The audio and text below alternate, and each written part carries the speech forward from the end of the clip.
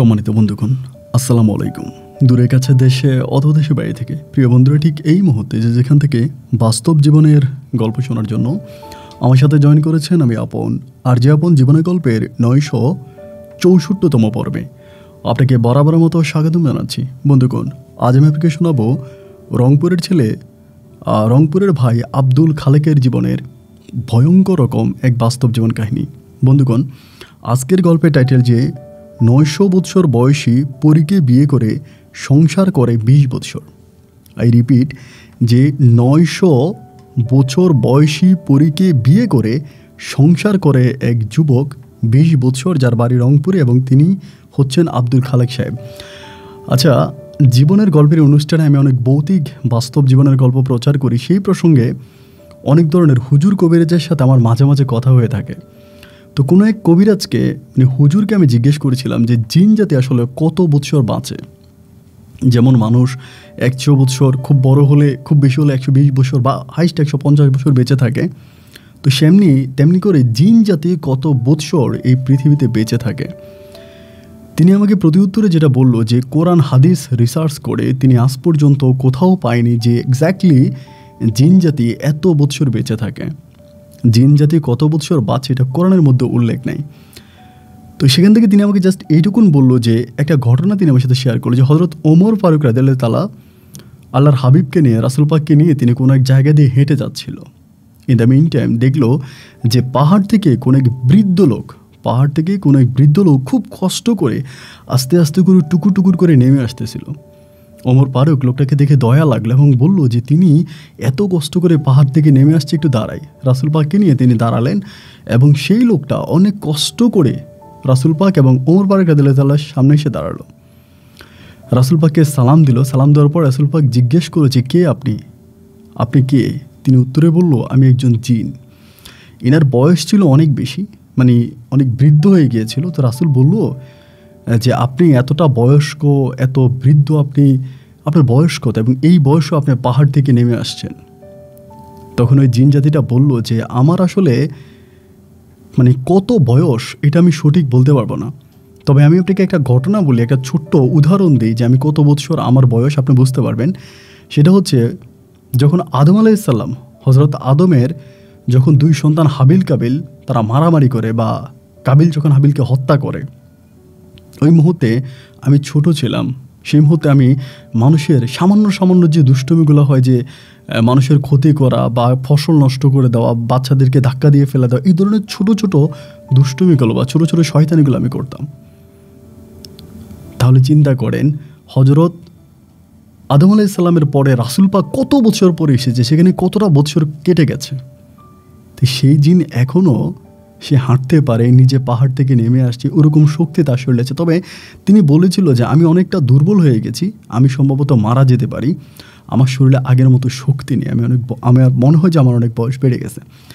তো সেক্ষেত্রে আজকের গল্পের প্রসঙ্গে যাই। 900 বছর বয়সী এক পরীকে বিয়ে করে এক যুবক, এবং বিয়ের পরেও তিনি 20 বছর তার সাথে সংসারও করে। জীবনের গল্পের অনুষ্ঠানে এই বাস্তব ভৌতিক গল্পটা আমাকে অবাক করে দিয়েছে।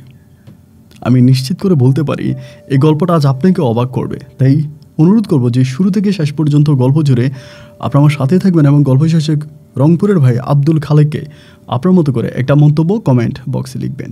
ধন্যবাদ সবাইকে। সম্মানিত বন্ধুগণ, আসসালামু আলাইকুম। আমার নাম মোহাম্মদ আব্দুল খালেক, আমার বাড়ি রংপুর।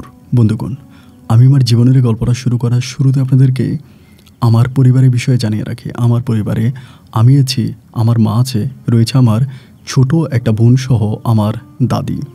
আমাদের পরিবারে আর কোনো সদস্য নেই। আমাদের পরিবারটা রংপুর শহর থেকে অনেক দূরে কোনো এক গ্রামের কবিরাজ বাড়ি নামে পরিচিত।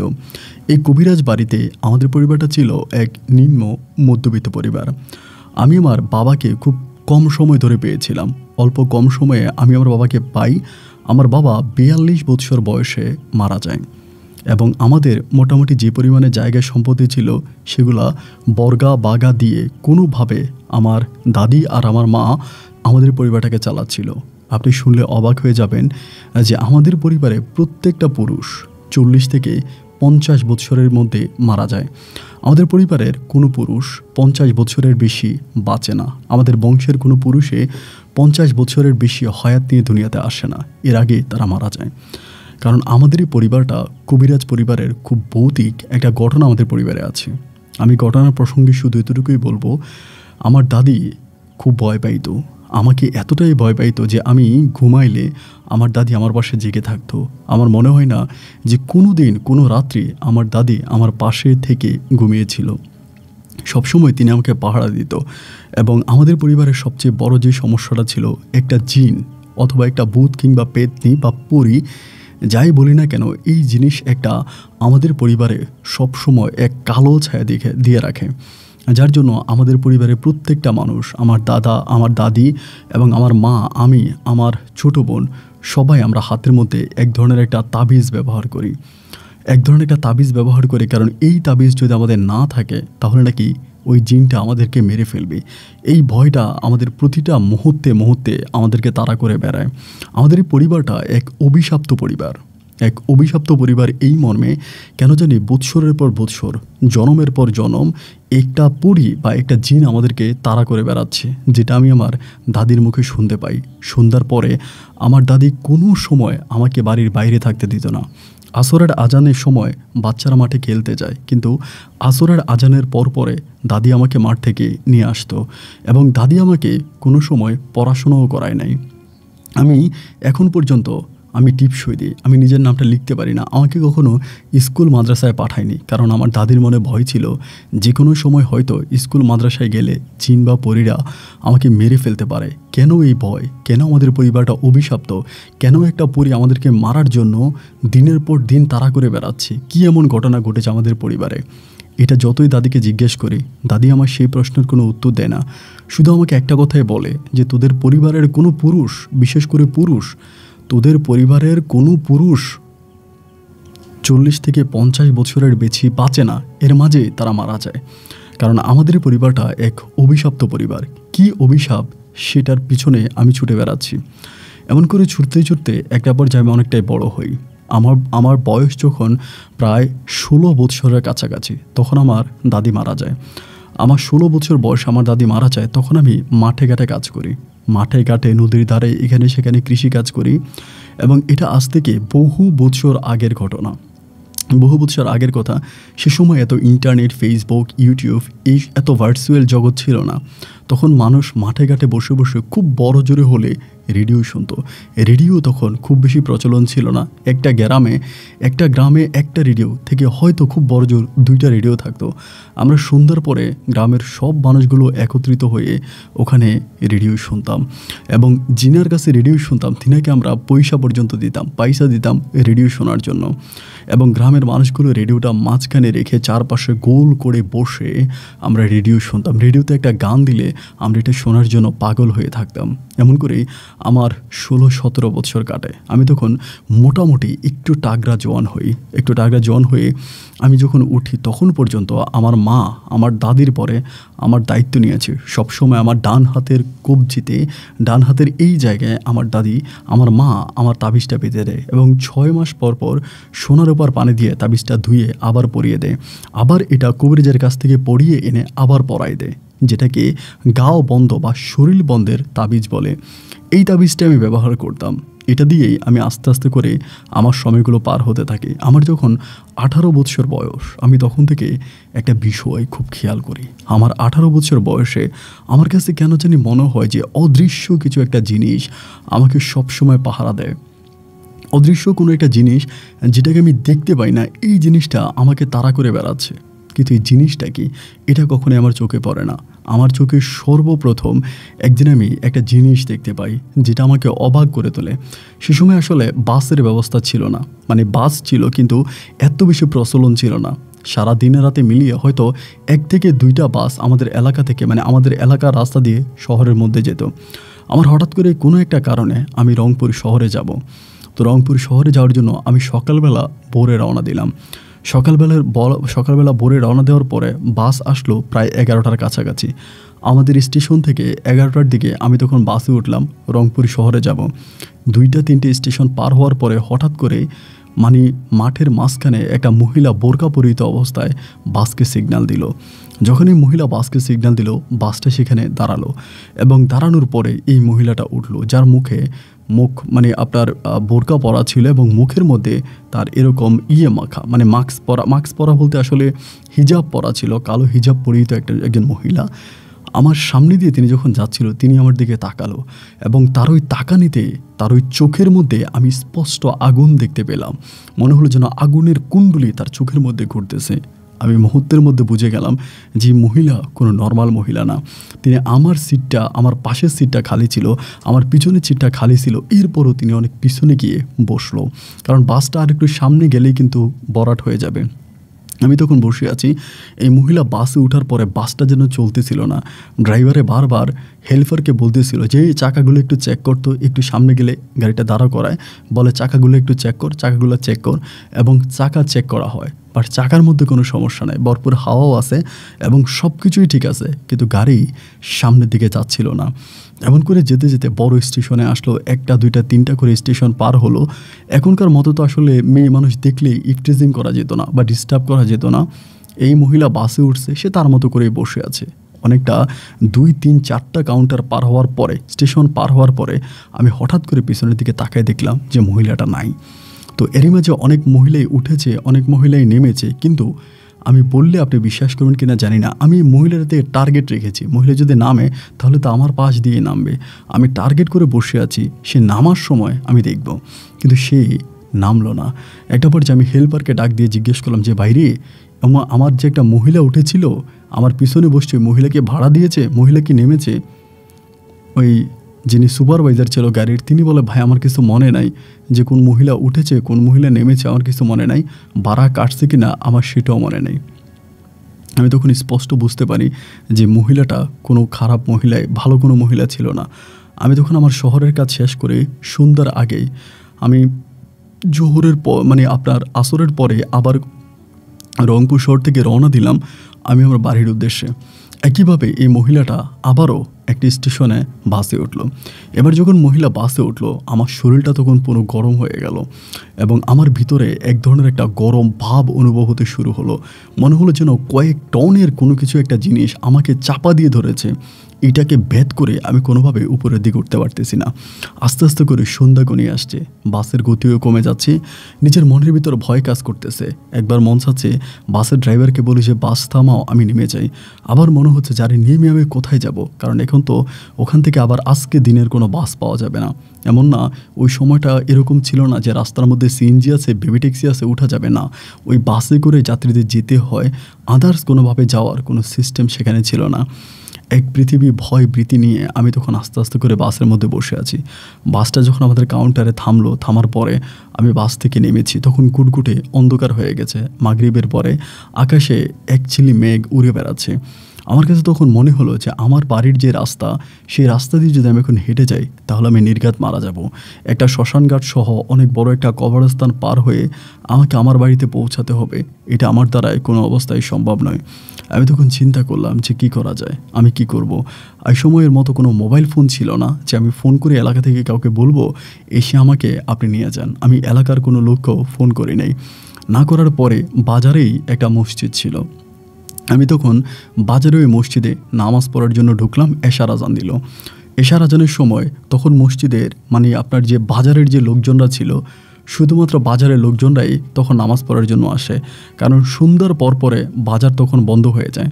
মানে এটা তো গ্রামীণ বাজার, তো এই জন্য সন্ধ্যার পরে তেমনভাবে কেউ থাকে না। আমি তখন চিন্তা করলাম যে আমি আগে নামাজটা পড়ি, দেখি নামাজটা পড়তে গেলে আমাদের গ্রামের কোনো লোক পাওয়া যায় কি না। যদি গ্রামের কোনো একটা লোক পাই, আমি গ্রামের লোকের সাথে না হয় চলে যাব। এই পরিকল্পনা করে আমি তখন এই মসজিদে নামাজ পড়ার জন্য ঢুকি। নামাজ পড়লাম, সালাম ফিরে এলাম, সব কিছু শেষ হলো, কিন্তু আমি আমাদের গ্রামের কোনো লোককে খুঁজে পেলাম না। গ্রামের কোনো লোককে পাচ্ছি না। তখন মনের ভিতর একটা ভয় কাজ করতেছে, আয় হায় এত রাতের বেলায় আমি কোথায় যাব। একটু পর তো মসজিদের মুয়াজ্জিন মসজিদে তালা মেরে দেবে, আমাকে বের করে দিবে। এমন সময় হঠাৎ করে আমাদের গ্রামের হাজী সাহেবকে আমি দেখলাম। তিনি আমাদের গ্রামের খুব সম্মানিত একজন মানুষ। তিনি ঢাকায় যাতায়াত করত, রাত বিরাতে ঢাকায় যেত এবং তার ছেলেমেয়েরা ঢাকায় থাকে, ওখানে পড়াশোনা করে। এই জন্য মাঝে মাঝে ওনাকে ঢাকায় যাতায়াত করতে দেখি। আমি হঠাৎ করে হাজী সাহেবকে দেখে আমার কলিজাটা বিশাল বড় হয়ে গেল। আমি ভাবলাম যে আর যাই হোক, আমি এমন একটা মানুষ পেয়েছি যার সাথে আমি আমার গ্রাম পর্যন্ত যেতে পারবো। হাজী সাহেব তখন নামাজ পড়ার জন্য মসজিদে ঢুকলো। আমাকে সালাম দিব, আমি সালামের উত্তর দিলাম। তিনি মসজিদে ঢুকে নামাজ আদায় করলো। নামাজ আদায় করার পরে তিনি বের হয়ে আমাকে বলে, কী ব্যাপার আব্দুল খালেক, তুমি আসছো কোথা থেকে? আমি বললাম, আমি তো ভাই রংপুর শহরে গেছিলাম, ওইখান থেকে আসলাম, বাড়ি যেতে পারছি না, লোক নাই, ভয়ে বসে আছি, অন্ধকার, আমার কাছে টর্চ লাইটও নাই। উনি আমাকে বলে, আমার কাছে তো টর্চ লাইট আছে, এটা দিয়ে যাওয়া যাবে, তুমি অপেক্ষা করো। তারপরে তিনি নামাজ আদায় করে আমাকে নিয়ে বাড়ির উদ্দেশ্যে রওনা দিল। কিন্তু ওই সময় কোনো মিষ্টি, মানে আপনার মিষ্টি দোকানগুলো বন্ধ হয়ে যাচ্ছিল। একটা জায়গায় গিয়ে উনি আমাকে বললো, একটা কাজ করো, 2 কেজি মিষ্টি কিনে নিয়ে আসো। আমি তখন বললাম, কি বলেন? বলো, তোমার কাকি মিষ্টি খেতে বলেছে, 2 কেজি মিষ্টি নিয়ে আসো। আমি তখন বললাম, হাজী সাহেব কী বলেন, রাতের অন্ধকারে যাব, এমন রাত, আপনার শ্মশানঘাট পার হয়ে যেতে হবে, কবরস্থান পার হয়ে যাব, এখন মিষ্টি কেনাটা কি ঠিক হবে, সাথে মিষ্টি নিয়ে যাওয়াটা? তিনি তখন একটা অট্ট হাসি দিয়ে বলে, ধুর বেটা, এখন কি আর সেই জামানা আছে? আর এখন মাত্র সন্ধ্যা, এই সন্ধ্যা রাতে তো সব মানুষে জেগে আছে, তুই ভয় পাচ্ছিস কেন? যা, মিষ্টি কিনে নিয়ে আয়। আমি তখন আমার তরফ থেকে টাকা দিয়ে 2 কেজি মিষ্টি কিনে আনলাম। 2 কেজি মিষ্টি নিয়ে আমি তখন ওনার পাশে হাঁটতেছিলাম। আমি জানি না কেন জানি বারবার আমার ভয় কাজ করতেছিল। হাতের মধ্যে আমার একটা তাবিজ ছিল, আমি একটু পর হাত দিয়ে দেখি যে আমার তাবিজটা আছে কিনা। এরকম করে আমার কাছে মনে হয় যে হাজী সাহেব বুঝেছে আমি একটু পর আমার তাবিজে হাত দিচ্ছি।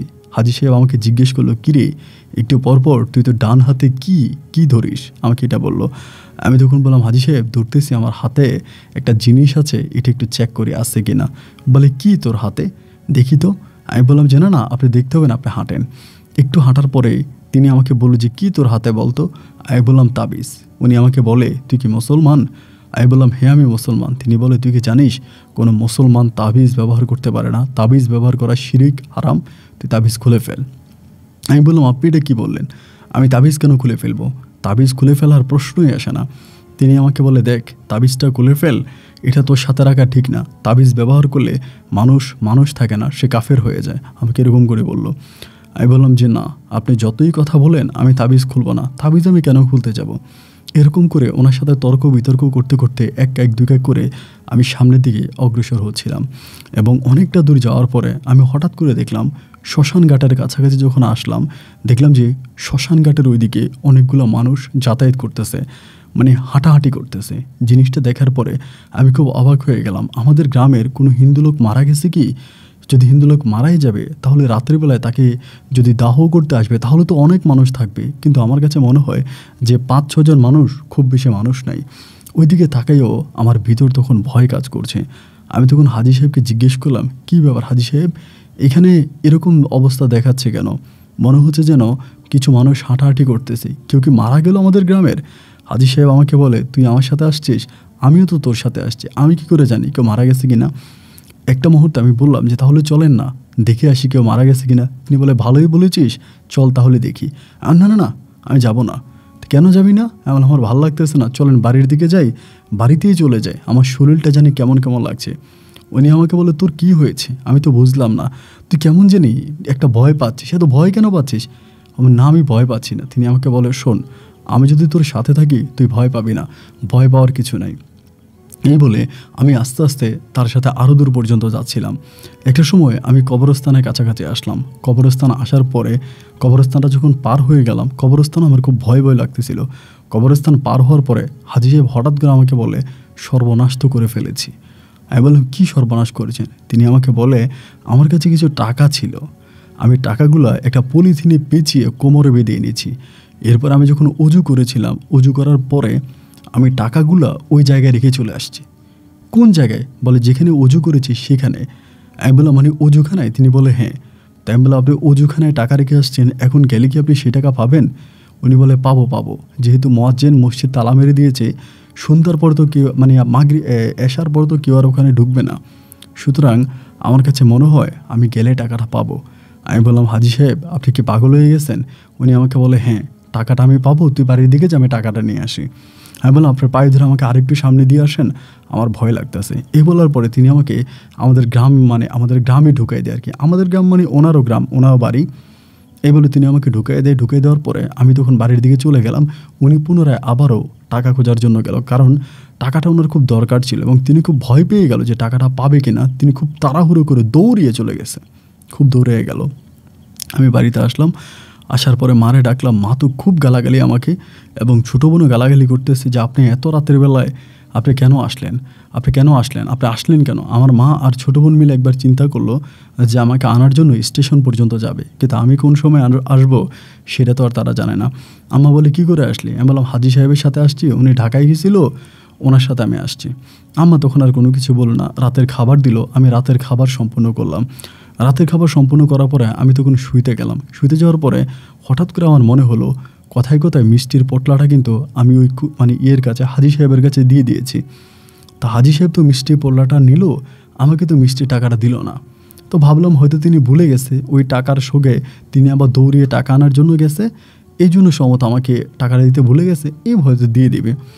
আমি রাতে ঘুমিয়ে গেলাম, সকালবেলা ঘুম থেকে উঠলাম। আমার একটা গরু ছিল, আর এখনকার সময় আমরা কিন্তু গরু বেঁধে রাখি, রশি দিয়ে গরু বেঁধে রাখি, কিন্তু সেই সময় গরু ওভাবে বাঁধা হতো না। গরু মাঠের মধ্যে সচরাচর ছেড়ে দিত, এবং ওই গরু বকরি মাঠের মধ্যে ঘুরে ফিরে ঘাস লতা পাতা খেয়েই এরা টিকে থাকতো।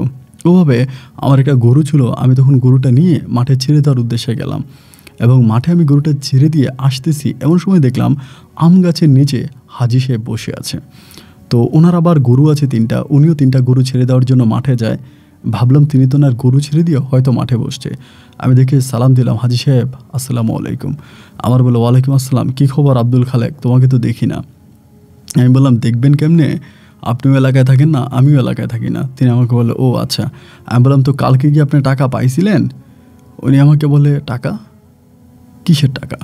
আমি বললাম ওমা, আপনি কি পাগল হয়ে গেলেন নাকি? কালকে টাকা পান নাই? আপনি যে কালকে টাকার জন্য গিয়েছিলেন? আমাকে বলে টাকা? কিসের টাকা? তুই কিসের টাকার কথা বললি? আমি বললাম আরে আমি আর আপনি যে কাবিল বাজার থেকে কালকে আসছিলাম, আপনি আমাকে গ্রামের ভিতরে ঢুকাই দিয়ে আপনি বললেন যে আপনি টাকা উজু করার সময় টাকার ব্যাগ আপনি উজুখানে রেখে চলে আসছেন পুকুরের ঘাট খুলে, তো ঘাটে টাকা আনার জন্য যে আপনি ফিরে গেলেন সেই টাকা আপনি আনেন নাই। আমাকে বলি কিরে তুই কিছু খাইছিস নাকি? আমি বললাম কী বলেন হাজি সাহেব, কিছু খাবো কেন? উনি আমাকে বলে আমি তো কাবিল বাজারের দিকে কালকে যাই নাই, আর কালকে যাইনি বলতে আমার তো শরীর খারাপ, আমি তো ঘর থেকেই বেরোই না আজকে 5-6 দিনের মতো, আমি অসুস্থ মানুষ, আমার পাতলা পায়খানা হচ্ছে।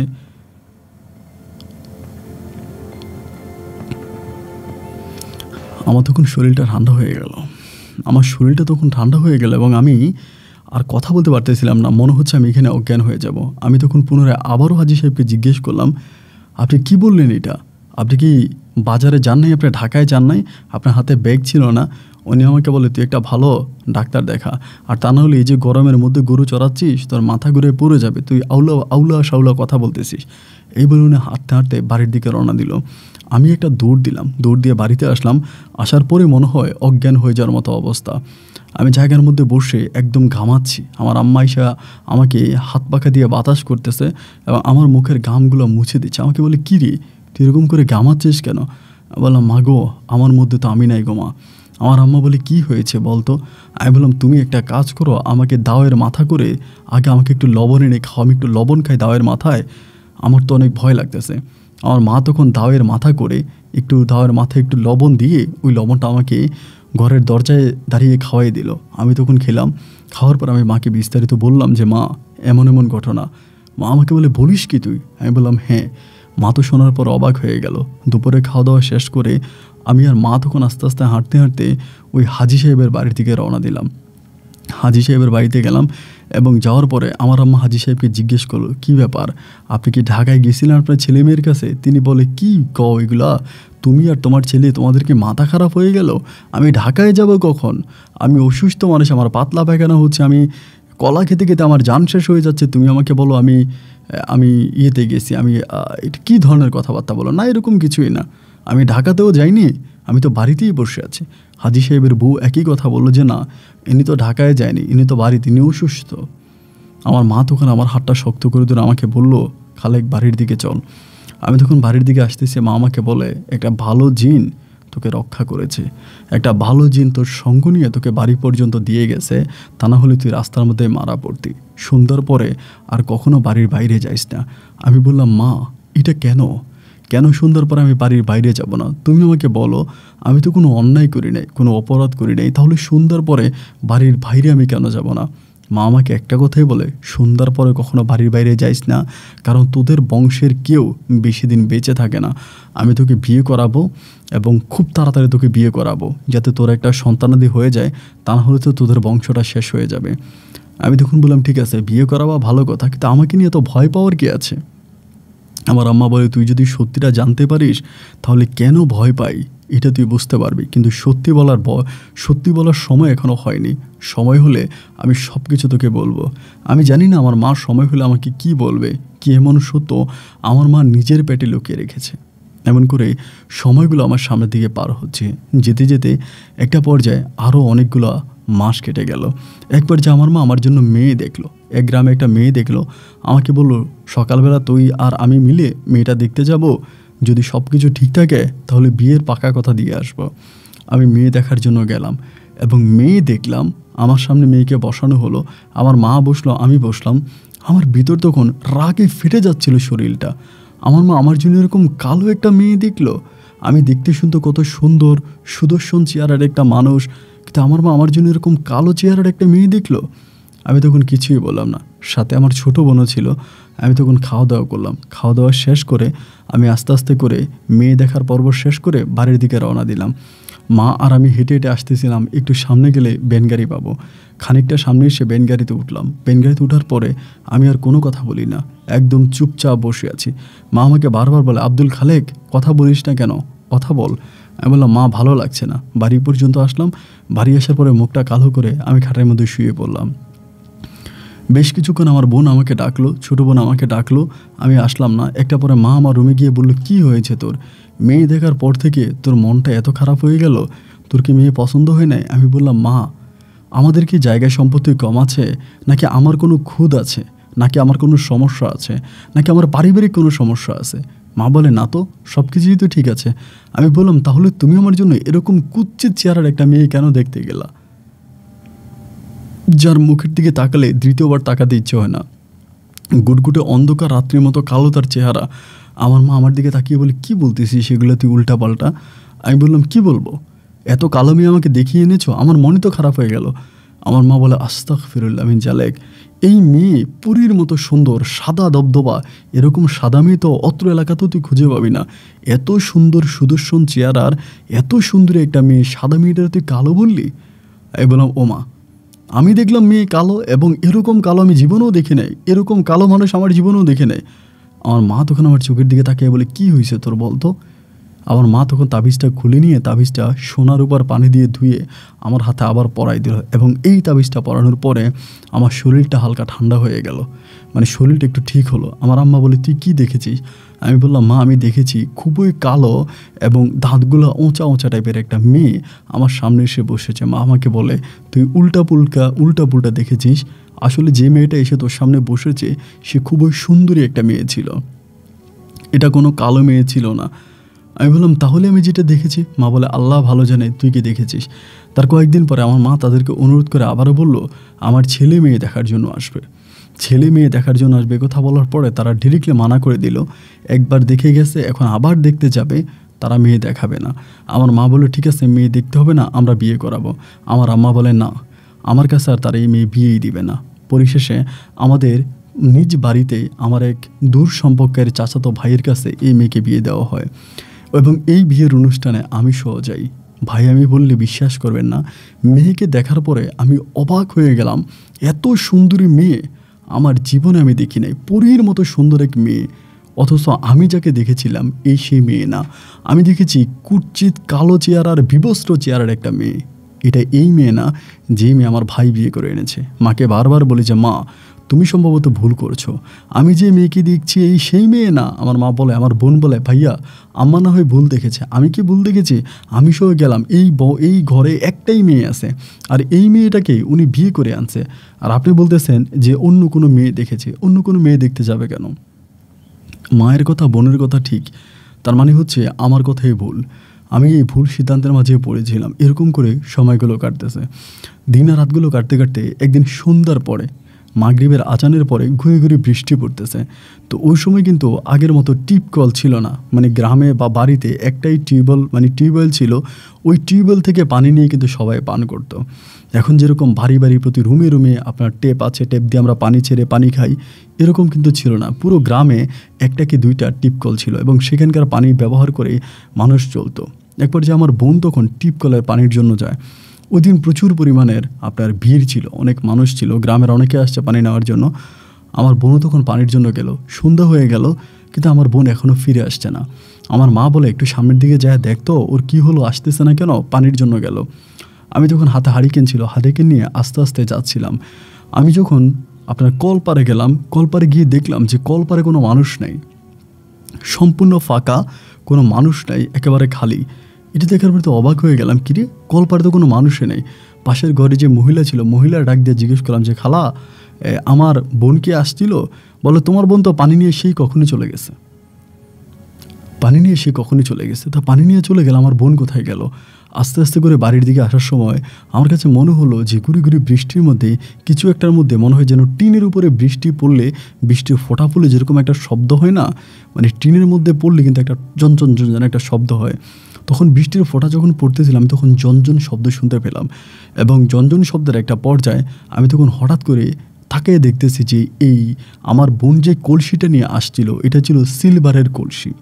সিলভারের যে কলসি নিয়ে এসেছিল, মানে কাঁচের কলসির উপরে বৃষ্টির ফোঁটা পড়ে টুপটুপ টুপটুপ টুপটুপ করে শব্দ হচ্ছে। আমি তখন হারিকেন দিয়ে যতটুকু দেখতেছি আমার বোনকে দেখা যাচ্ছে না, কিন্তু কলসিটা উত হয়ে পুকুরের মধ্যে পড়ে আছে। দেখার পরে আমি তখন চিন্তা করলাম, কী ব্যাপার, কলসি এখানে পড়ে আছে, তাহলে আমার বোন কোথায় গেল? আমি এদিকে সেদিকে চারিদিকে আমার বোনকে খুঁজতেছি, আমার বোনকে পাচ্ছি না। দৌড়িয়ে বাড়িতে এসে মাকে বললাম, মাগো ওকে তো পাওয়া যাচ্ছে না। মা বলে, কি বলিস তুই? আমি বললাম না। মা আর আমি তখন দৌড়িয়ে পুকুর পাড়ে আসি। সেই মুহূর্তে দেখলাম যে পুকুর পাড়ে আমার বোনের ওই কলসিটা উত হয়ে পড়ে আছে। মা আমি অনেক খোঁজাখুঁজি করে তাকে না পেয়ে দৌড়িয়ে আমরা তখন পাশের গ্রামের কবিরাজের বাড়িতে গেলাম। গুটগুটে রাতের অন্ধকারে হারিকেন নিয়ে বৃষ্টিতে মা আর আমি দৌড়িয়ে কবিরাজের কাছে গেলাম। কবিরাজকে বললাম যে আর বোনকে পাওয়া যাচ্ছে না।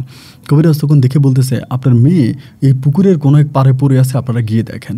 সেখান থেকে আমি আর মা দৌড়িয়ে আবারও আসলাম। এসে দেখলাম আমার বোন পুকুরের অন্য পাড়ে, আমরা যে পাড়ে খুঁজেছি তার অপোজিট পাড়ে, যেই পাড়ে কোনো মানুষ যেতে পারে না, সম্পূর্ণ গাছগাছালি জংলায় ভরা, সেই পাড়ে আমার বোন পানিতে আর কাদাতে মিলে আমার বোন পড়ে আছে। বোনকে এখান থেকে উঠালাম, উঠানোর পরে দেখলাম যে তার চেহারাটা পুরো লাল হয়ে গেছে, মনে হয় কেউ একজন তার গলা চিপে ধরে তার মুখটাকে খুবভাবে আঁচড়িয়ে দিয়েছে। আমরা তখন কোনোভাবে ওকে ধরাধরি করে বাড়িতে আনলাম, এবং বাড়িতে আনার পরে তার কোনো জ্ঞান আসে না। জ্ঞান না আসার কারণে মা, আমি সহ আমাদের গ্রামের আরও কিছু মানুষ মিলে আমার বোনকে তখন ওই কবিরাজের বাড়িতে নিয়ে গেলাম। কবিরাজের বাড়িতে নেওয়ার পরে কবিরাজ আমার বোনের জ্ঞান ফিরে আনলো। জ্ঞান ফিরে আসার পর আমার বোন শুধু চিৎকার করছে, যেদিকে তাকাচ্ছে খালি চিৎকার করতেছে। আমরা জিজ্ঞেস করে, কি হয়েছে, তুই চিৎকার কেন করছিস? ও কোনো কথা বলে না, শুধু চিৎকার দেয়। কবিরাজ বলে, ও এমন কিছু দেখেছে যেটা থেকে ওর বাঁচতে হলে 2-3 দিন অন্তত সময় লাগবে। আপনারা 2-3 দিন ওদের বিরক্ত করে না বাড়ির দিকে নিয়ে যান, 2-3টা দিন ওকে একটু রেস্টে থাকতে দেন, রেস্টে রাখেন, এবং 2-3 দিন পরে আস্তে আস্তে করে সে ঠিক হবে। আমার বোনরা তখন বাড়িতে আনলাম। আনার পরে আমি জিজ্ঞেস করি, তুই কী দেখেছিস, আমার কাছে বল। একদিন পরে আমার বোন বলে, ভাইয়া আমি পানির কলসি নিয়ে বাড়ি থেকে আসতেছিলাম, হঠাৎ করে দেখলাম যে পুকুর থেকে অনেক বড় মাথাওয়ালা, অনেক বড় দৈত্য টাইপের একটা লোক উঠলো, এবং যার চেহারার দিকে তাকিয়ে আমি চিৎকার দিয়ে কলসি ফেলে আমি ওখানে অজ্ঞান হয়ে গেছি। এরপরে আমার কি হয়েছে আর মনে নাই। আমার বোনের মুখের দিকে তাকিয়ে আমার কাছে তখন মনে হলো, না, আমার পক্ষে আর চুপ করে থাকা সম্ভব নয়, এটা কোনো জীবন হতে পারে না। এইভাবে একটা অদৃশ্য কিছু একটা জিনিস আমার পুরো পরিবারটাকে 24টা ঘন্টা তাড়া করে বেড়াবে। আমি একজন মুসলিম দিনদার, একজন কবিরাজ বাড়ির ছেলে হয়ে এসব সহ্য করব, তার হতে পারে না। আমি এটার একটা সুরাহার খুঁজে বের করব, এবং আমি আমার পরিবারকে, আমার বোনকে, আমাকে, আমার মাকে, আমি এই অদৃশ্য কোনো কিছু যেটা আছে এটা থেকে আমার পরিবারকে আমি রক্ষা করব, আমি সেভ করব। আমি তখন আমার মাকে না জানিয়ে তার 2 দিন পরে হঠাৎ করে সেই কবিরাজের কাছে চলে গেলাম, যে কবিরাজ আমার বোনের সন্তান খুঁজে বের করলো। কবিরাজের কাছে গেলাম, যাওয়ার পর আমি বললাম, দাদা হয় তিনি সম্পর্কে আমার। আমি বললাম, দাদা আমি আপনার কাছে এসেছি একটা উপকারের জন্য। তিনি আমাকে বলল, আমি করবো উপকার, কী হয়েছে বল। আমি বললাম, আমার হাতে একটা তাবিজ আছে, তাবিজটা কিসের? তিনি আমাকে বলে, আমি জানি না। আমি বললাম, তাবিজটা তো আপনি আমাকে দিয়েছেন। উনি আমাকে বললো, হ্যাঁ আমি দিয়েছি, কিন্তু তাবিজটা কিসের আমি সেটা জানি না। আমি বললাম, তাবিজটা আপনি দেখেন। তিনি হাত দিয়ে বলে, হ্যাঁ এটা গাও বন্ধের তাবিজ, শরীর বন্ধের তাবিজ। আমি বললাম, আপনি আমাকে শরীর বন্ধের তাবিজ কেন দিয়েছেন? উনি বলে, তোদের মানে আমি যতটুকু দেখেছি তোর বাবা থেকে শুরু করে তোদের পরিবারের যত পুরুষ ছিল সবাই 40 থেকে 50 বছরে মারা যায়, এবং তোদের পরিবারটা একটা অভিশপ্ত পরিবার। অভিশপ্ত পরিবার হওয়ার কারণে তোদের পরিবারে এই ঘটনা ঘটে। এই জন্য তোদের পরিবারের সব সদস্যের হাতে এরকম শরীর বন্ধের একটা তাবিজ তোর মা এবং তোর দাদি নিয়ে পড়াইতো। আমি তখন বললাম, আমাদের পরিবারটা অভিশপ্ত পরিবার হবে কেন? আমার পরিবার কী এমন ঘটনা করেছে, কী এমন ঘটনা আমার পরিবার করেছে যে ঘটনার পরিপ্রেক্ষিতে আমাদের পরিবারটা অভিশপ্ত পরিবারে পরিণত হয়েছে, আপনি আমাকে বলেন। তিনি আমাকে বলে, আমার কাছে জানা নাই, শুধু আমি এটুকুনি বলতে পারি তোদের পরিবারটা অভিশপ্ত পরিবার, তবে কেন এই অভিশাপ এটা আমি জানি না। আমি তখন বললাম, দাদা আপনি তো জানেন আমাদের বাড়িটা একটা কবিরাজ বাড়ি। উনি বলে, হ্যাঁ তোর দাদার দাদা যারা ছিল এরা মানে তোর উপরের প্রজন্মের তারা খুব বড় বড় কবিরাজ ছিল, অনেক বড় বড় খোনার ছিল, কবিরাজ ছিল। আমি বললাম, তাহলে আমার পরিবারের পূর্বপুরুষরা যদি কবিরাজ থাকে আমি কেন কবিরাজ হলাম না? তিনি আমাকে বললেন, আমি জানি না কেন তুই কবিরাজ হস নাই, কেন তোর কি কবিরাজ হওয়ার ইচ্ছা? আমি বললাম, হ্যাঁ। কবিরাজ বাড়ির ছেলে হইয়া একটা জিনের ভয়ে, একটা ভূতের ভয়ে আমরা এরকম তাড়িয়ে বেড়াবো, তা হতে পারে না। আপনি আমাকে কবিরাজি শিখান, আমি কবিরাজি শিখবো। তিনি একটা অট্ট হাঁচি দিয়ে আমাকে বললো, অমুকের নাতি হয়ে তুই আমার কাছে কবিরাজি শিখবে? আমি বললাম, হ্যাঁ দাদা আমি কবিরাজি শিখতে চাই। তিনি আমাকে বলে, এটা সহজ কাজ না, এটা বড় সাধনার বিষয়। আমি বললাম, যত সাধনাই হোক আমি করব। আমি কবিরাজি শিখব এবং আমি আমার পরিবারকে আমি রক্ষা করব। তিনি আমাকে বলে, দেখ তোর মায়ের কাছ থেকে অনুমতি নিয়ে আয়, যদি তোর মা অনুমতি দেয় তাহলে আমি তোকে শিখাবো, তবে শিখাবো এটা শিওর বলতে পারি না, এটা সাধনার বিষয়। তুই যদি অর্জন করতে পারিস ভালো, বাট আমি তোকে সাথে রাখবো, যেহেতু তুই কবিরাজ বাড়ির ছেলে। বাড়িতে আসলাম, এসে মাকে বললাম যে মা আমি অমুক কবিরাজের কাছে গিয়ে কবিরাজি শিখবো, তুমি আমাকে দাও। মা মুহূর্তের ভিতরে চিৎকার দিয়ে উঠলো, আমাকে বলে, এই কাজ ভুলেও করবি না, এই কথা স্বপ্নেও চিন্তা করবি না, শুধু তোদের এই বংশটা কবিরাজি বংশ হওয়ার কারণে আজকে তোদের এই করুণ পরিণতি। তোরা পৃথিবীতে আজকে প্রতিটা পরিবারে 8 জন 10 জন করে ভাই বোন থাকে, 91 এক একটা পরিবার, কিন্তু তোদের পরিবারে কোনো সদস্য নাই, তুই আর তোর বোন, তোর দাদা দাদি দুজনেই মারা গেল এবং তোর তেমন কোনো চাচা ঝেটা নাই। সুতরাং এই কবিরাজি করেই তোদের পরিবারটা ধ্বংস হয়ে গেছে, আর কবিরাজের কথা তুই কখনো মুখেও আনবি না। আমি বললাম, না আমাকে কবিরাজি শিখতেই হবে, এবং এই কবিরাজির মধ্যে কি আছে এটা আমাকে বের করতে হবে। কি এমন অদৃশ্য জিনিস যেটা 24 ঘন্টা আমাদের পরিবারটাকে তাড়া করে বেড়াচ্ছে, এটা আমাকে খুঁজে বের করতে হবে। আমার মা বলে, না বাবা এটা করিস না তুই। আমি আমার মায়ের কথা শুনলাম না, মাকে বললাম তুমি কি অনুমতি দিবা? মা বলে না। আমি পুনরায় আবারও দাদার কাছে গেলাম যে দাদা আপনি আমাকে শিখিয়ে দেন। আমার মা তো আমার কথায় রাজি হচ্ছে না। তিনি আমাকে বলে, আমি এটা পারবো না, তোর মায়ের অনুমতি ছাড়া আমি তোকে এই রাস্তায় আনতে পারবো না, বড় সমস্যা আছে। আমি খাওয়া দাওয়া বন্ধ করে দিলাম এবং মায়ের সাথে জিদ ধরলাম যে না এটা আমি শিখবো, তুমি আমাকে শেখার অনুমতি দাও। তুমি অনুমতি না দিলে দাদা সেটা রাজি হবে না। অনেক দিন কেটে গেল, অনেক দিন বলতে প্রায় 4-5 দিন কেটে গেছে, আমি কোনো খাওয়া দাওয়া করি না। আমি ধরুন যে বাইরে গেলে শুকনা মুড়ি পানি বা গাছের সামান্য ফল ফ্রুট অতটুকুই, ঘরে কোনো ভাতে খাই না। 4 দিন না 5 দিন পরে আমার মা তখন আমাকে নিয়ে কান্না করতে করতে কবিরাজের কাছে গেল। ওই কবিরাজ দাদার কাছে গিয়ে আমার মা ওনার পা ধরে কান্না করতে শুরু করলো, বললো আমার ছেলেটাও বুঝি মরণ পথের যাত্রী হয়ে গেল। আমি বুঝি আমার ছেলেটাকে বাঁচাইতে পারলাম না। এক ছেলে এক মেয়েকে বুকে ধরে আমার স্বামীকে হারিয়ে আমি এক মানবতার কষ্টের জীবনযাপন করছি। আপনি কী এমন মন্ত্র ওর কানে দিয়েছেন যে ও এখন আমার কোনো কথাই শুনতে রাজি নেই। ও একটা কথাই বারবার বলে আপনার কাছে আসবে, কবিরাজি শিখবে। আপনি কি জানেন না যে এই কবিরাজির কারণে আমাদের পরিবারটা ধ্বংস হয়ে গেছে? ওই দাদা তখন আমার মাকে বলে, তোমার ছেলে আমার কাছে এসেছে, আমি চাইলে তোমার অনুমতি ছাড়াই আমি ওকে কবিরাজি শিখাইতে পারতাম, কিন্তু আমি শিখাই নাই। তার কারণ হচ্ছে আমি তোমার জন্য অপেক্ষা করতেছিলাম। তোমরা কি জানো বৌমা, তুমি এবং তোমার শাশুড়ি বড় অন্যায় করতেছ। মানুষ হচ্ছে সৃষ্টির শ্রেষ্ঠ জীব। জিন জাতি কখনো মানুষ জাতিকে কখনো মানুষ জাতির চেয়েও বড় হয় না। জিন জাতি মানুষ জাতির নিচে থাকে। মানুষ যা বলবে জিন তাই শুনবে, অথচ সেখানে তোমরা অদৃশ্য কোনো একটা কিছুর ভয়ে প্রতিটা মুহূর্তে দৌড়িয়ে বেড়াচ্ছ। কিন্তু কেন? এটা করা মোটেও ঠিক না। তোমার ছেলে এসেছে, আমি মনে করি সে একটা যুগ প্রযুক্তি, সে একটা সিদ্ধান্ত নিয়েছে। আমি তাকে কবিরাজি শিখাই, তুমি অনুমতি দাও, ইনশাল্লাহ তোমার ছেলে মরবে না। আমি আশা করব বছরের পর বছর, দিনের পর দিন তোমরা যেই নির্যাতনের শিকার হচ্ছ সেটা থেকে তোমরা রক্ষা পাবা। আমি তোমার ছেলেকে এমন কিছু শিখাই দিব যেটা দ্বারা তোমার পূর্ব বংশ, তোমার ওই পূর্বপুরুষরা যা করতে পারেনি, তোমার ছেলে তাই করবে।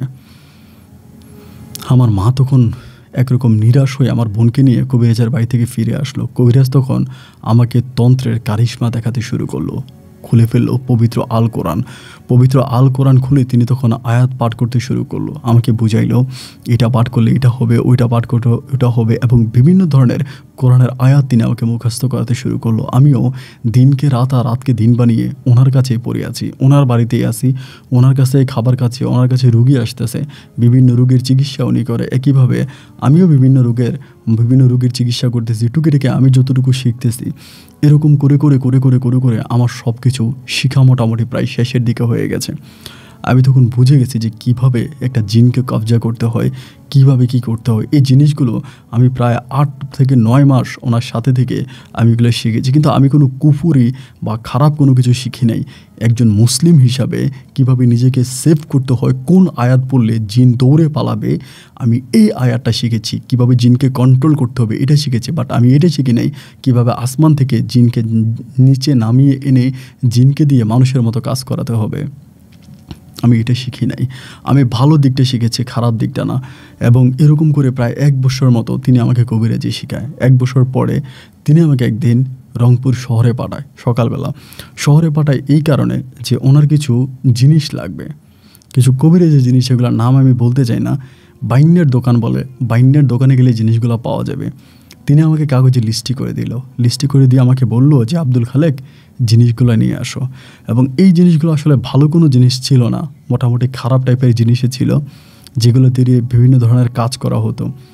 আমি তখন সকালবেলা ঘুম থেকে উঠে ফজরের নামাজ পড়ে খাওয়া দাওয়া করে আমি কুশল করে ফ্রেশ মনে রওনা দিলাম যে আমি আস্তে আস্তে করে যাব। আমি তখন আস্তে আস্তে করে বাস স্টেশন গেলাম। বাস স্টেশন যাওয়ার পরে আমি সকালের যে বাসটা ছেড়ে আসলো সেই বাসে উঠেই রংপুরের উদ্দেশ্যে রওনা দিলাম। শহরে গেলাম এবং শহরে যাওয়ার পরে বাইন্ডারি দোকান খোলা পর্যন্ত বাইন্ডারি দোকানের সামনে অপেক্ষা করি। দোকান খোলা মাত্রই আমি তখন সমস্ত জিনিসপত্র কিনে আমি রওনা দিলাম। পেট ভরে দুপুরের খাবারটা খাইলাম।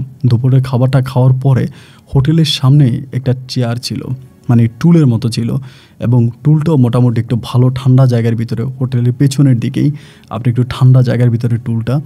একদম পেট ভরে খাবার খেয়ে আমি তখন কী করলাম, এই টুলের মধ্যে একটু টানা দিলাম, মানে শুইলাম। এবং শোয়ার পরেই আমার এই টুলেই ঘুম চলে আসছে। আমার আর কোনো কিছু মনে নাই এবং টুলের মধ্যে ঘুম চলে আসছে। আমার ঘুম ভেঙেছে প্রায় আপনার আসরেরও অনেক পরে। আসরের পরে যখন আমার ঘুম ভেঙেছে আমি তখন লাফ দিয়ে উঠে অবাক হয়ে গেলাম, কি ব্যাপার, আমি কি এতক্ষণ ঘুমিয়েছিলাম? সেই 2টা বাজে শুইলাম, 4:30 বাজে ঘুম থেকে উঠলাম। আমি তখন চিন্তা করলাম কি করা যাবে। আমি তখন দৌড়ে বাস স্ট্যান্ডের দিকে দৌড়াতে শুরু করলাম। কোনোভাবে বাস স্ট্যান্ড গিয়ে দেখলাম যে হ্যাঁ, লাস্ট টিপটা এখনও ছেড়ে যায়নি। আমি তখন দৌড়ে লাস্ট টিপটা ধরলাম। লাস্ট টিপটা ধরে বাসে উঠলাম। আর মনে মনে চিন্তা করতেছি, কবিরাজ দাদা তো আমাকে মেরেই ফেলবে, উনি আমার জন্য এত কিছু করলো, আমাকে তাড়াতাড়ি যেতে বলে আমি ছিলাম না। বাসটা চলতেছিল। প্রায় কিছু দূর যাওয়ার পরে হঠাৎ করে বাসের একটা চাকা বাস্ট হয়ে যায়। দিবে মাগরিবের আজান এই মুহূর্তে। আমার এখান থেকেও আমার বাড়ি আজও অনেক দূরে, অনেক দূরে আমার বাড়ি। বাসের চাকা যখন মানে বাস্ট হয়ে যায় তখন খুব টেনশনে পড়ে যায়। মানে সবাই তখন বাস থেকে নামে। বাসেও মোটামুটি মিডিয়াম যাত্রী ছিল, যেহেতু লাস্ট ট্রিপ। সবাই বাজারের কাজ শেষ করে বাসে উঠেছে, শহরের কাজ শেষ করে গ্রামে যাবে।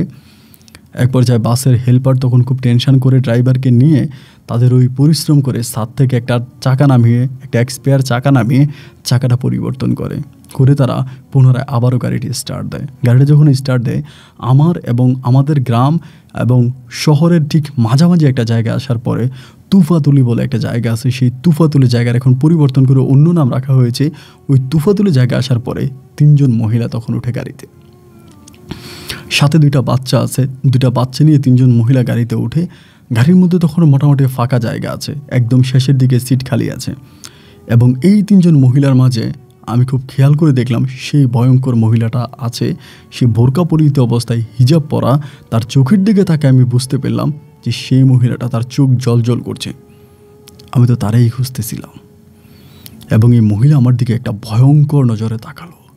এমন তাকানি, এমন চাহনি আমার জীবনে আমি দেখি নাই। আমার ভিতরে তখন রেগ চেপে উঠল। আমার মনে হয়ে গেল যে সেদিন আমাকে ওই হাজি সাহেব বাঁচিয়েছে, কিন্তু আজকে আমাকে কে বাঁচাবে? আমি এই রাস্তা দিয়ে গেলে তো এই মহিলা আমাকে আবারও ধরবে। তবে যেহেতু এখানে আজ অনেকগুলো মানুষ আছে, আমি এখানে এটার একটা ফয়সালা করব। আমি তখন মহিলার দিকে তাকিয়ে আছি। আমি তখন সিটটা ছেড়ে দিয়ে আরেক ভাইকে বসতে দিয়ে আমি তখন দাঁড়িয়ে মহিলার কাছাকাছি গেছি। আমি জানি আমার শরীরে তাবিজ আছে। মহিলার কাছাকাছি যাওয়ার পর আমি চিন্তা করলাম, এ তো আমি ওর কাছে গেলেও তো হঠাৎ করে উধাও হয়ে যাবে, মানে হঠাৎ করে ভ্যানিশ হয়ে যাবে, নাই হয়ে যাবে। আমি যেহেতু মন্ত্র জানি, আমার তন্ত্র মন্ত্র দিয়ে আমি ওকে ধরবো। এই বলে আমি তার কাছাকাছি যাওয়ার পরে বিসমিল্লাহ বলে প্রথমে আমার তাবিজটা খুলে ফেললাম। আমার হাতের মধ্যে যে তাবিজটা আছে, কারণ সে ভ্যানিশ হয়ে যাবে আমি জানি, আমার হাতের তাবিজটা আমি তখন খুলে ফেলি। তাবিজটা খুলে আমি তখন তাবিজটা জানালা দিয়ে বাইরে ফেলে দিই। তাবিজটা জানালা দিয়ে বাইরে ফেলে দিয়ে আমি তার চোখের দিকে তাকাই। আমি বুঝতে পারলাম যে সে একটা হাসি দিয়েছে, মানে সে অত্যাধিক খুশি হয়েছে। তার কোলে তখনও একটা প্রায় মাঝামাঝি বয়স্ক একটা বাচ্চা আছে, যার বয়স হয়তো 5 থেকে 6 বছর হবে। আমি তখন তার কাছাকাছি আসলাম। তার শরীরের সাথে যখন আমার শরীরটা একটু লাগলো, আমার কাছে মনে হলো আগুনের ফুলকির মধ্যে আমার শরীর লেগেছে। আমি চাপ করে উঠেছে, আমি শরীরটা সরাই ফেলি। তখন আমি চিন্তা করি যে কীভাবে কী করা যায়। মহিলা তখন আমার দিকে তাকায়, আমি তখন তার দিকে তাকাই। এবং একটা পর্যায়ে হঠাৎ করে আমি কিছু দিকে দেখলাম না, সে দাঁড়াই আমাকে বলতেছে, এই আপনি আমার গায়ে ধরলেন কেন? আমি বললাম, আমি আপনার গায়ে ধরলাম মানে? কে বললাম আমি আপনার গায়ে ধরলাম? এই মহিলা বলে, আমার এই পুরুষ এটা আমার গায়ে ধরছে, এই আমার গায়ে ধরছে। এই বলার পরে সবাই তখন এসে আমাকে ধরলো, এই আপনি মহিলার গায়ে ধরলেন কেন? আরে ভাই, আমি মহিলার গায়ে ধরি নাই। কেউ আমার কোনো কথাই শুনো না। মহিলা ওই সময় নেমে যায়, এবং নেমে যাওয়ার এক পর্যায়ে আমি হঠাৎ করে গিয়ে তার হাত চেপে ধরলাম। ধরার পর সে আমার একটা ঝাড়ি মারলো। ঝাড়িতে মনে হলো যেন আশেপাশের লোকগুলা চারদিকে ছিটকে পড়ে গেল। আমি বললাম যে কোনোভাবেই মহিলাকে ছাড়া যাবে না, এই মহিলা ভালো না, আপনারা দাঁড়ান। আমার কথা কেউ শুনলো না। চারদিকে মানুষ তখন চিৎকার চেঁচামেচি করতেছে। এবং একটা সময় বাসের ড্রাইভার তখন তার নিয়ন্ত্রণ হারিয়ে সে বাসটা ওখানে অ্যাক্সিডেন্ট করে। ওই এক অ্যাক্সিডেন্টে 6 জন মানুষ সেদিন মারা যায়। 6 জন মানুষ সেদিন মারা গেল। আমারও শরীরে অনেক আঘাত পেয়েছি, আমার হাত পায়ের অনেক অংশ কেটে গেছে। এবং সেখান থেকে তখন আস্তে আস্তে অ্যাম্বুলেন্স আনা হলো। অ্যাম্বুলেন্স আসলো, আসার পরে মানুষ হসপিটালে নিয়ে গেল, এবং 6 জন মানুষ জায়গায় ডেড হয়ে গেল। জায়গায় 6 জন মানুষ মারা গেল। কিন্তু অবাক করা ব্যাপার হচ্ছে, যে 3 জন মহিলা আমার বাসে উঠলো এবং যেই বাচ্চাগুলো ছিল ওই মহিলাদের সাথে, এরা কেউই নেই। এরা কেউই নেই। বাসের হেল্পার, ড্রাইভার সবাই অবাক হয়ে মহিলাদেরকে খুঁজছে। আরে মহিলাটা তো মনে হয় মারা গেছে, বাচ্চাটা মনে হয় মারা গেছে। কিন্তু বাচ্চা, মহিলা, বাসের ভিতরে কাউকেই পাওয়া যায় নাই। বাসের ভিতর কাউকে পাওয়া যায় নাই। সবাই তখন বিষয়টা অবাক হয়ে গেল। আমি বললাম যে মহিলাটা মানুষ ছিল না, এটা কোনো প্রেতাত্মা ছিল। আমি তাকে ধরার চেষ্টা করেছি, কিন্তু তারপর আমাকে ধরতে দেননি। কারো মাথা কেটে গেছে, কারো হাত কেটে গেছে, কারো শরীর কেটে গেছে। এক এক সময় এক একটা মানুষের এক এক অবস্থা হয়েছে। আমি তখন ওখানে দাঁড়িয়ে দোয়া পড়তেছিলাম, এবং আমার তন্ত্র দিয়ে আমি তখন খবর পাঠিয়ে দিলাম আমার কবিরাজের কাছে যে আমার অবস্থা এরকম হয়েছে। এবং কবিরাজ আমাকে সেখান থেকে একটা উত্তর দিয়েছে, আমিও উত্তরটা শুনতে পেয়েছি। আমি তখন আস্তে আস্তে করে কী করবো অপেক্ষামান অবস্থায় ছিলাম। এবং বাস স্টেশন থেকে তখন নতুন একটা বাস আসলো, খালি একটা বাস আসলো। সেই বাসে করে আমরা যেই যাত্রীগুলো ছিলাম তারা তখন রওনা দিলাম।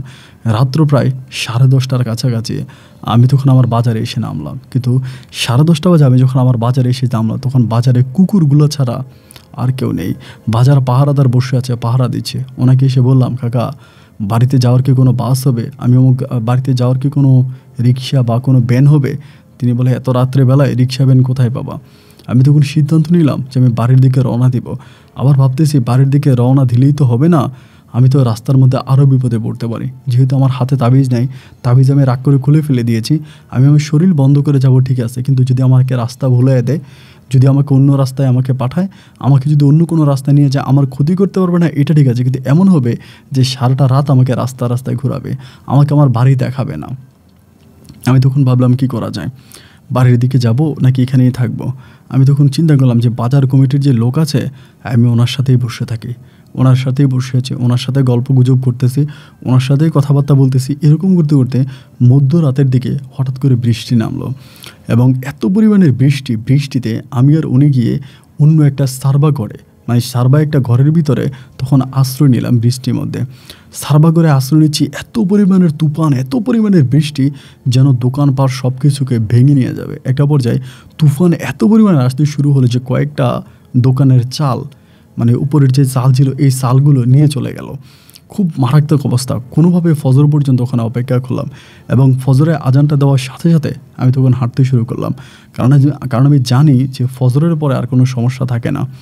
ফজরের পরে আমি তখন বাড়ির দিকে রওনা দিলাম। আমি তখন আসলাম কবিরাজের কাছে। আসার পরে তো দাদা আমাকে গালাগালি করলো, তুই কেন এত লেট করলি? আমি বললাম, দাদা আমি আপনাকে খবর পাঠাইছি, আপনি কি খবর পাইছেন? উনি বলে, হ্যাঁ আমি খবর পেয়েছি, কিন্তু এরপরের খবরটা তোর কাছে পাঠাইছি সেটা তোর কাছে যায় নাই, কারণ যাওয়ার আগে একটা বাধায় খবরটা ফিরে চলে আসছে। আমি বললাম, শোনেন, আমি এটা নিয়ে তাও তো থাকতে চাই না, আমি এটাকে হাজির করতে চাই। এটা কি চায়?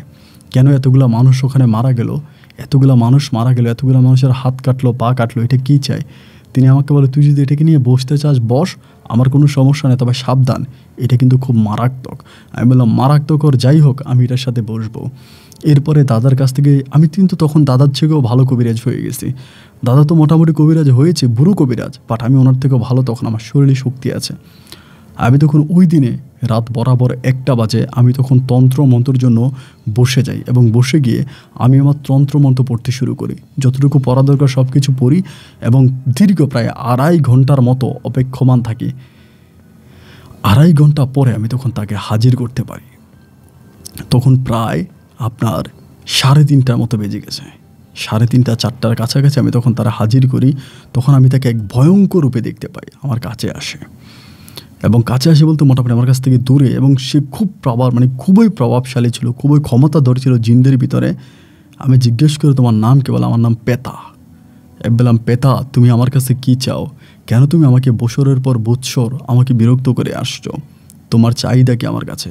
আমাকে বলে, আমি তোর জীবন চাই, আমি তোর জীবন চাই। আমি বললাম, আমার অপরাধ? বলো, তোর অপরাধ নয়, তোর কোনো অপরাধ নয়, অপরাধ হচ্ছে অমুকের, একজন লোকের কথা বলে, আমি তাকে চিনি না। আমি বললাম, যে এই লোকটাকে? তিনি বলে, তোর থেকে প্রায় 20 প্রজন্মর, আমার 20 পুরুষের আগের একজন মানুষের নাম তিনি বলল। কি একটা নাম বললো, আমার খুব বড় একটা নাম, আমার খুব মনে নাই। আমি বললাম, যে এই লোকের সাথে তোমার কি সম্পর্ক? বলে, ওর বংশ তুই, তাই তোকে আমি নির্বংশ করব, তোকে আমি বাঁচিয়ে রাখবো না, আমি তোকে বাঁচিয়ে রাখবো না, তোদের বংশ আমি নির্বংশ করবো। আমি বললাম, এই লোকটা তো আজ থেকে বহু বৎসর আগে, শত শত বৎসর আগে মরে গেছে তোর হিসাব মতে, তাহলে তুই কেন এই লোকটার হয়ে আমাকে মারতে আসছিস? ও আমাকে বলে, তুই তার বংশধর, তোর বংশের কাউকে আমি বাঁচিয়ে রাখবো না। কথোপকথনের এক পর্যায়ে হঠাৎ করে আজান দিয়ে দেয় এবং আজান দিলে পরে সে সেকেন্ডের মধ্যে উধাও হয়ে যায়। আমি তাকে আর ধরে রাখতে পারি না, সে তখন চলে যায়।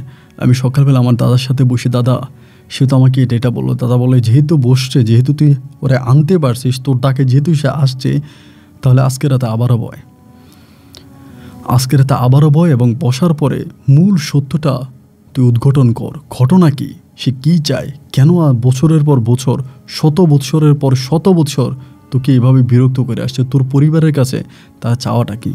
পরের রাতে আমি আবারও সেই বৈঠকে বসলাম এবং সেদিন আমি রাত 11টার দিকে বসে গেলাম। আমি 1টার দিকে তাকে আনতে সক্ষম হলাম। 1টার দিকে তাকে আমি আনলাম।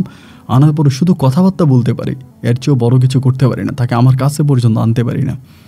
আনার পরে বললাম, যে পেতা, আমার অপরাধ কি? তিনি আমাকে বলে, তোর কোনো অপরাধ না, তোর একটা অপরাধ, সেটা হচ্ছে তুই অমুকের বংশধর। আমি বললাম, অমুক কী অপরাধ করেছে? অমুকের অপরাধ আমি জানতে চাই।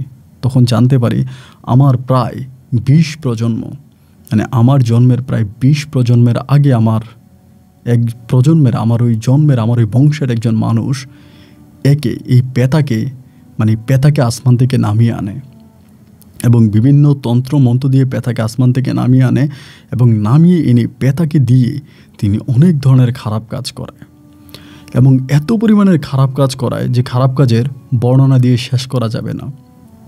এবং একটা পর্যায়ে তিনি পেতাকে বিয়ের প্রলোভন দেখায় যে তিনি পেতাকে বিয়ে করবে এবং পেতার অনেক ইচ্ছা ছিল যে কোনো এক মুসলিম ভালো কবিরাজের কাছে সে বিয়ে বসবে, মানুষকে বিয়ে করার তার একটা ইচ্ছা ছিল। সেই ইচ্ছা শক্তি থেকে সে আমার ওই আগের প্রজন্মের দাদার কাছে হাজির হয়। দাদা তাকে বিয়ের প্রলোভন দিয়ে আসমান থেকে নামিয়ে আনে এবং তাকে দিয়ে আমার দাদা অনেক ধরনের কাজ হাসিল করে এবং হাসিল করার একটা পর্যায়ে হঠাৎ করে তাকে বোতলে বন্দি করে ফেলে। বোতলে বন্দি করে তাকে দীর্ঘ বৎসর বোতলের মধ্যে আটকিয়ে রাখে এবং বোতলে আটকিয়ে থাকা অবস্থায় তাকে বোতলের মধ্যে রেখে আমার দাদাভাই মারা যায়।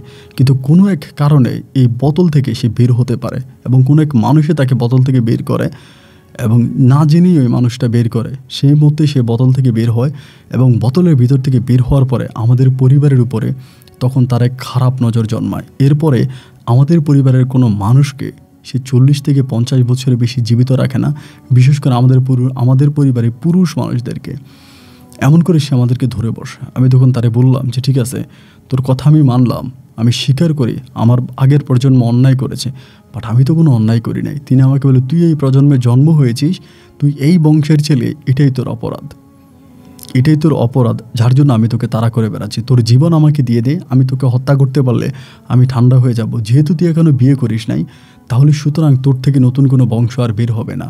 তোর আগের প্রজন্ম যারা ছিল তারা 15 বছর 16 বছরে বিয়ে করে ফেলেছে এবং তাদের সন্তানাদি হয়ে গেছে। আমি কিছু করতে পারি নাই, কিন্তু আমি চাই না যে তোকে আমি বাঁচিয়ে রাখি। তুই যদি মরে যাস তাহলে তোর বংশ এখানেই শেষ, আর তোর বংশ শেষ হওয়া মানে তোর উপরে আমার রাগ, ক্ষোভ বা তোদের বংশের উপরে আমার যে রাগ ছিল সেটা ঠান্ডা হয়ে যাবে। আমি বললাম, দেখ এখনও ভালো আছে, তুই আমার কথা শোন, তুই আমার কথা শোন, তুই কিন্তু ভালো হয়ে আমার কথা শোন, আমি কিন্তু তোকে হত্যা করব। আমার দাদা তোকে বোতলে বন্দি করে ফেলে দিয়েছে, পুঁতে রেখেছে, কিন্তু আমি তোকে বোতলে বন্দি করে পুঁতে রাখবো না, আমি তোকে জিন্দা মেরে ফেলবো। আর তুই তো জানিস তোকে মারার ক্ষমতা আমি রাখি। আমাকে বলে, হ্যাঁ আমি জানি তুই আমাকে মেরে ফেলতে পারবি, কিন্তু আমাকে মেরে ফেলেও লাভ নাই, আমাকে মেরে ফেলার মতো জায়গায় তুই যেতে পারবি না। হ্যাঁ, যেতে পারবি না। আমার প্রতিশোধ নেওয়ার আগ পর্যন্ত আমি মরবো না। আমি বললাম, তুই আমার কাছে কি চাস? বলে, এটাই চাই তোর জীবন। তা তো হতে পারে না, আমি মরে গেলে আমার পরিবারের কী হবে, আমার বংশের কী হবে? বলে, আমি তোর বংশ রাখতে চাই না। তর্ক করতে করতে সারাটা রাত তর্ক করলাম। সকালের আজান দিয়ে দিল, সে আমার কাছ থেকে চলে গেল। তখন দাদার শরীর ভালো না, আমাকে যিনি ওস্তাদ, যিনি আমাকে শিখিয়েছে, তিনার শরীর ভালো না, তিনি অনেক অসুস্থ, তিনি আমাকে এই বিষয়ে আর কোনো সাহায্য করতে পারে নাই। তখন আমি নিজের মতে আমি ভাবলাম কি করা যায়, আমি কি করলে তার হাত থেকে রক্ষা পাবো। এবং আমার পরিবারটা এরকম একটা অবস্থা হয়েছে, আমার বোনটার বিয়ে দিতে পারতেছি না, আমার বোনের বিয়ের বয়স পার হয়ে যাচ্ছে, আমিও বিয়ে করতে পারতেছি না, আমাদেরকে কোনো কিছু করার সুযোগ ও দিতেছে না। প্রতিটা মুহূর্তে আমাদের পরিবারটাকে এমনভাবে আটকে রেখেছে, আমরা কোনোভাবে মাথা উঠে দাঁড়াতে পারি না। 2 দিন পরে আমি তখন আবারও আমার আসরে বসলাম। আসরে বসে এবার আমি তাকে ডাকলাম না, আমি ডাকলাম তাদেরই বংশের, তাদেরই গোত্রের এক সর্দারকে। জিনের এক সর্দারকে আমি হাজির করলাম। সর্দার তখন আসলো। আমাদের মধ্যে যেরকম চেয়ারম্যান আছে, মেম্বার আছে, গ্রামের সর্দার আছে, এমপি আছে, প্রধানমন্ত্রী আছে, তেমনি জিনেদের মধ্যেও আছে। জিনেদের মধ্যে সর্দার আছে, মাতবর আছে, মেম্বার আছে, চেয়ারম্যান আছে, তাদের প্রশাসনিক লোকজনও আছে। আমি তখন সেই সেই সর্দারকে ডাকলাম। ডাকার পরে সর্দার আসলো, আমি ওনাকে বিচার দিলাম যে দেখেন এই ঘটনা এটা হচ্ছে। তিনি আমার সমস্ত কথা শুনলো। শোনার পরে বলল, ঠিক আছে আজকে আমি ব্যস্ত, আমি সময় দিতে পারবো না, আমি আগামী দিন আবারও আসবো। তবে আগামী দিন আসার সময় আমি পেতাকে সাথে করে নিয়ে আসবো এবং পেতাকে নিয়েই আমি বৈঠকে বসবো। এরপরে রাতে উনি পেতাকে সাথে করে নিয়ে আমার শরণাপন্ন হলো। এই সর্বপ্রথম আমি পেতাকে দেখলাম, যার বয়স 900 বছরের চেয়েও আরও বেশি। 900 বছরের কাছাকাছি যার বয়স, যে এখনও টাগরা যুবতী দেখলে মনে হয় যেন এখনও যুবতী। খুব সুন্দর চেহারা, সুদর্শন চেহারা, মায়াবী চেহারা, এবং তার চোখ থেকে পানি পড়তেছে, একরকম সে কান্না করতেছে। তাকে জোর করে এখানে আনা হয়েছে। ওদের সর্দার পাশে বসেছিল, আমি বসে আছি। সর্দার আমাকে বলল, বলো তো তুমি গতকালকে আমার কাছে কি নালিশ দিয়েছো, আবার বলো। আমি তখন পুনরায় সব কিছু সর্দারকে আবারও জানালাম, এমন ঘটনা। এবং পেতাকে জিজ্ঞেস করা হলো। পেতাও তখন বলল তার সাথে কী কী অবিচার করা হয়েছে সব কিছু।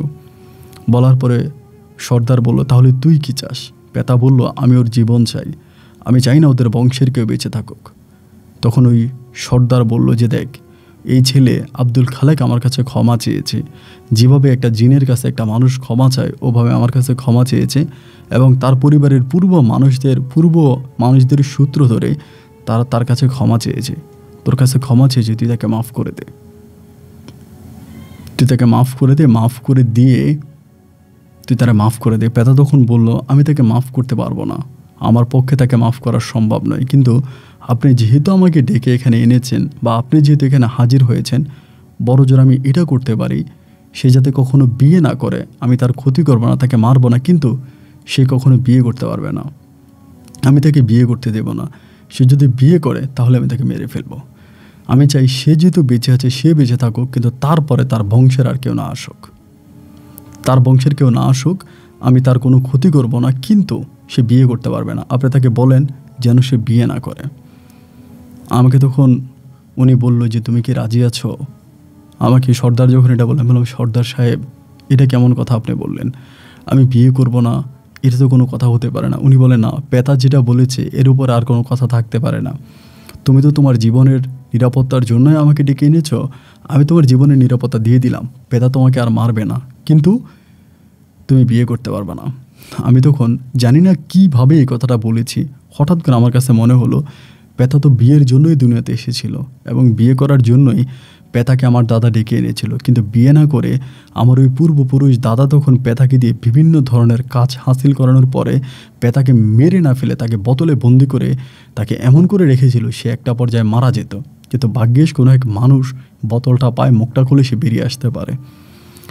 এবং আমি তখন বললাম যে ঠিক আছে সর্দার সাহেব, যে অন্যায় আমার দাদা করেছে সে অন্যায়ের প্রায়শ্চিত্ত আমি করতে চাই, আমি পেতাকে বিয়ে করতে চাই, আমি পেতাকে বিয়ে করব এবং পেতাকে বিয়ে করে পেতা আমার সাথে থাকবে, আমি আরেকটা বিয়ে করব, সেখানে আমার সন্তানাদি হবে, আমার পরিবার হবে। পেতা এতে রাজি নাই। পেতা বলে যে না, সে আমাকে বিয়ে করবে না এবং আমাকে সে বিয়ে করবে না এবং আমি অন্য কোনো মহিলাকে বিয়ে করবে এটাও সে মেনে নেবে না, সেও বিয়ে করবে না, আমাকে অন্য কোনো মহিলাকে বিয়ে করতেও দিবে না। শেষ পর্যন্ত আমি সর্দারকে বললাম যে সর্দার আপনি তাকে বুঝান, ঠিক আছে আমি অন্য কোনো মানুষকে বিয়ে করব না, আমি তাকে বিয়ে করব, আমি তাকে বিয়ে করব এবং তাকে বিয়ে করে আমি কোনো না কোনোভাবে তার মনগুলি, আমার একটা চিন্তা ভাবনা ছিল তাকে বিয়ে করার পরে সে আমার বউ হবে, আমার কাছে আসবে, আমার পাশে বসবে, একটা পর্যায়ে আমি তাকে দিয়ে হয়তো আমি কোনো না কোনোভাবে অন্য কোনো বিয়ে শাদী করতে পারবো, বা তার মনটা যদি একটা সময় নরম হয়ে যায় আমার উপর, যদি তার মায়া লাগে হয়তো সে অনুমতি দিতেও পারে। এই বলে সর্দারকে বললাম ঠিক আছে আমি কোনো মানুষকে বিয়ে করব না, সে যদি আমাকে কোনো মানুষকে বিয়ে করতে দেবেন আমি কোনো মানুষকে বিয়ে করবো না, কিন্তু আপনি তার সাথে আমার বিয়ে পড়াই দেন। আমার দাদা যে অপরাধ করেছে আমি সে অপরাধের প্রায়শ্চিত্ত করতে চাই। তখন ওই যিনি সর্দার ছিল তিনি তিনার মতো করে আমার দাদাকে শহর সাক্ষী রেখে তার 2 দিন পরে এক গুটগুটে অন্ধকার রাতের বেলায় 4 জনের মোকাবেলায় তখন পেতার সাথে আমার বিয়ে হয়। পেতার সাথে আমার বিয়ে সম্পূর্ণ হওয়ার পরে পেতা তখন আমার কাছে আসতো, মাঝে মাঝে আসতো, বিভিন্ন রূপে আসতো, আমার জন্য খাবার নিয়ে আসতো। আমার সাথে তখন তার একটা গভীর সম্পর্ক হয়ে যায়, আর কোনো ধরনের খারাপ কিছু থাকে না। আমার উপর, আমার বংশের উপরে তার যে রাগ ছিল, ক্ষোভ ছিল, অভিমান ছিল, মুহূর্তের মধ্যে সব কিছু ধুয়ে মুছে পানির মতো হয়ে যায়। এরকম করে প্রায় 5 বছরের মতো কেটে যায়। 5 বছর পরে আমি পেতাকে বললাম, পেতা এভাবে তো জীবন চলতে পারে না, আমি একটা বিয়ে করি। আমাকে বলে না আমি তোমাকে বিয়ে করতে দিব না। আমি তখন পর্যন্ত সেই কবিরাজেই করে যাচ্ছি, কবিরাজি করতেছি, সে আমাকে বলে আমাকে বিয়ে করতে দিবে না। 6 বছর পর আমি বললাম দেখো আমার তো বড় খারাপ লাগে, আমার ইচ্ছে করে যে আমার সাথে কেউ একজন থাকুক, আমার এটা, তুমি তো আমার সাথে থাকবে না, তুমি তো অন্য জাতি, আমি অন্য জাতি, আমাকে তুমি বিয়ে করেছো এটা ঠিক আছে, তুমি আমার কাছে আসো, আমার সুখে দুঃখে আমার সাথে মিশো, সব কিছুই ঠিক আছে, কিন্তু আমি চাই যে আমার একটা সন্তানাদি হোক, আমাকে একটা বিয়ে করার সুযোগ দাও। সে আমাকে বলে তোমার যদি সন্তানের এতই ইচ্ছা হয় আমি তোমাকে একটা বাচ্চা এনে দিই, তুমি বাচ্চাটাকে পালো, কিন্তু তুমি বিয়ে করে কোনো বাচ্চা নিতে পারবা না। আমি তখন বললাম তো তুমি কি চাও? ও বলে আমি তোমাকে একটা বাচ্চা এনে দিই, এই বাচ্চাটা তুমি লালন পালন করে এটাকে বড় করো। আমি তখন হাসির চলে বললাম যে ঠিক আছে তুমি আমাকে বাচ্চা এনে দাও, আমি পালবো। এর পরের দিনে পেতা হঠাৎ করে আমাকে একটা বাচ্চা এনে দিল, যার বয়স আনুমানিক প্রায় 3 বছরের কাছাকাছি। আমি বললাম কোথা থেকে এনেছো? বলে কোথা থেকে এনেছি এটা তোমার জানার বিষয় নাই, বাট তুমি বাচ্চাটাকে লালন পালন করো। 3 বছর বয়সী এই বাচ্চাটাকে আমি তখন পালতে শুরু করি। একটা পর্যায়ে বাচ্চাটা অনেক বড় হয় এবং আমি তাকে বড় হবার পরে এতটাই বড় হয়ে যে আমি তাকে বিয়ে করাই। তার বিয়ে হয় এবং সে এখন আছে, এখনও আমার সাথেই আছে। অনেকেই প্রশ্ন করে বাচ্চার মাকে, আমি এর কোনো জবাব দিতে পারি না। আমার বয়স এখন অনেক হয়েছে, আমি প্রায় মৃত্যুর পথযাত্রী, অনেক বয়স হয়েছে, এখন আমি ঠিকমতো উঠে দাঁড়াতেও পারি না। এখন পর্যন্ত আমার বাচ্চাটা আমার সাথেই আছে। সে বর্তমানে একটা চাকরি করে, ভালো একটা চাকরি করে, এবং সেখান থেকে সে যে টাকা বেতন পায় তা দিয়ে চলে। এবং আমিও কবিরাজি খুব বেশি করি না, ছেড়ে দিয়েছি এই কাজটা আমার কাছে ভালো লাগে না, তারপরেও টুকিটাকি করি এবং সেটা দিয়ে আমি চলতেছি। এখনও পেতার সাথে আমার কথা হয়, তার সাথে আমার দেখা হয় এবং এই পর্যন্ত সে আমার বউ হয়ে আছে। কিন্তু আমি একটা কথা বলে যাই, সে আমার জাস্ট মৌখিক বউ, তার সাথে আমার কোনো শারীরিক সম্পর্ক বা স্বামী স্ত্রীর কোনো সম্পর্ক এরকম কোনো কিছুই হয় না।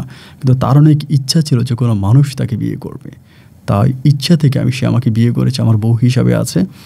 আমার ছেলেটার জন্য দোয়া করবেন। আমার ছেলেটা সরকারি চাকরির জন্য কাগজপত্র জমা দিয়েছে, তার যদি হয়তো সরকারি চাকরিটা হয়ে যেতে পারে, সব কিছু যদি ঠিক থাকে। এবং পেতার সাথে কথা বলেছি, পেতাও বলেছে তার চাকরিটা হবে। তো আমি মরণ পথের যাত্রী। আমি আজও পেতাকে জিজ্ঞেস করি, ছেলেটাকে এনেছো কোত্থেকে? পেতা আমাকে আজও বলে না। ও বলে, আমি ঠিকানা দেবো না, তবে ঠিকানা দিলে তুমি ছেলেকে দিয়ে আসবা, এই জন্য আমি তোমাকে ঠিকানা দেবো না। আমি চাই ছেলে তোমার কাছে আছে, তোমার কাছে বড় হোক। তো একটা সময় হয়তো আমার বয়স হবে, আমি মরে যাব, মানে বয়স হয়েছে বলতে হয়তো আমি যে কোনো সময় মারা যেতে পারি, এবং আমার যে ছেলে আছে তার হয়তো সন্তানাদি হবে। এখনও পেতা আমার ছেলেকে দেখতে আসে বা আমার ছেলের সাথে কথা বলে এই ঘটনাগুলো আমার ছেলেও জানে। আমি আর আমার ছেলে মিলে আপনার গল্পগুলো শুনে ভালো লাগে, এবং পেতার কাছ থেকে অনুমতি নিয়েই পেতার আমার এই জীবনের ঘটনাগুলো আপনাকে জানালাম। আমি জানি এই কথাগুলো আপনি বিশ্বাস করবেন না, আপনি কেন পৃথিবীর কোনো মানুষের বিশ্বাস করবে না, তবে আল্লাহকে সাক্ষী করে একজন মুসলমান হিসাবে আমি আপনাকে বলে যাই, আমি যে কথাগুলো বলেছি এতে এক বিন্দু পরিমাণেরও মিথ্যে নাই, এবং আমার সাথে এগুলো প্রতিনিয়তই ঘটতেছে, আমি এগুলোর সম্মুখীন। আপন ভাই, যদি আপনার মনে হয় আমার গল্প প্রচার করবেন, করতে পারেন, তবে আমি কোনো মানুষের চিকিৎসা করি না বা কোনো কবিরাজি আমি করি না। কবিরাজি অনেক আগেই ছেড়ে দিয়েছি। শুধু আপনি যদি কথাগুলো বলেন, আমার জীবনের অনাকাঙ্ক্ষিত ঘটনাগুলো শুনে হয়তো আমার ভালো লাগবে, এবং এতে আমার ছেলে খুব সহযোগিতা করেছে। আমার ছেলের জন্য আপনি দোয়া করবেন। আমার ছেলে, আমি নাম রেখেছি খালিদ হাসান, আব্দুল খালেকের ছেলে খালিদ হাসানের জন্য দোয়া করবেন, আল্লাহ যেহেতু তাকে দীর্ঘায়িত দান করে। ভালো থাকবেন। আসসালামু আলাইকুম।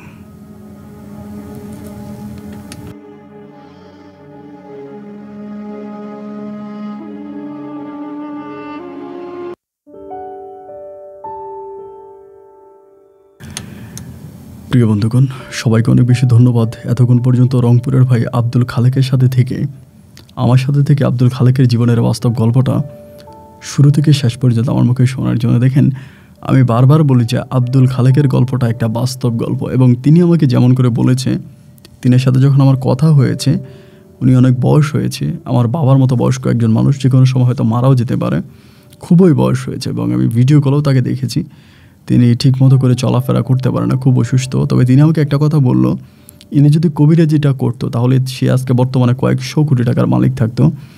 ইনি পেতাকে বিয়ে করার পরে বা পেতার সাথে সংসার হওয়ার পরে তিনি কবিরাজি পেশাটাকে ছেড়ে দিয়েছে, এটা তিনি আর গ্রহণ করেন নাই, মানে এটাতে তিনি আর ভালো কিছু দেখে নাই, তিনার কাছে মনে হলো যে এটা ভালো না, এই জন্য তিনি এটা থেকে দূরে আসছে, এবং তিনি এই ধরনের কোনো চিকিৎসা এখন করে না, এটা কমপ্লিটলি বন্ধ রেখেছে। কিন্তু ওনার গল্পটা আমাকে আজকে এক অন্য জগতে ঘুরিয়ে এনেছে। আমার কাছে মনে হলো যে আমি এই জগতে ছিলাম না, অন্য কোনো একটা জগৎ থেকে আমি ঘুরে এসেছি।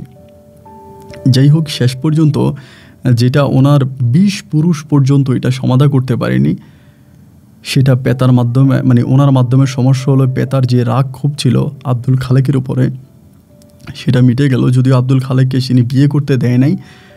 আসলে সত্যি কথা বলতে গেলে জিন জাতি, মানে পরী বলতে তো আসলে কোনো শব্দ নাই, আমরা পরী শব্দটা একটা রূপকথা, একটা রূপকথার কোনো একটা গল্পে আমরা পরী পেয়েছি, এবং সেখান থেকে আমরা পরী নামটা উল্লেখ করি।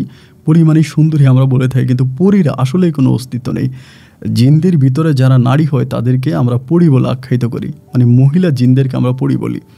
তো সেখানে যে মহিলা জিন, যেই মেয়েটা ছিল যার নাম ছিল পেতা, এবং পেতাকে শেষ পর্যন্ত আব্দুল খালেক 20 প্রজন্মের পরে পেতাকে সে দমনে ধরেছে। আব্দুল খালেক হয়তো চলে যাবে যে কোনো সময়, কিন্তু আরও কত বৎসর পেতা জীবিত হয়ে বেঁচে থাকবে সেটাই দেখার বিষয়।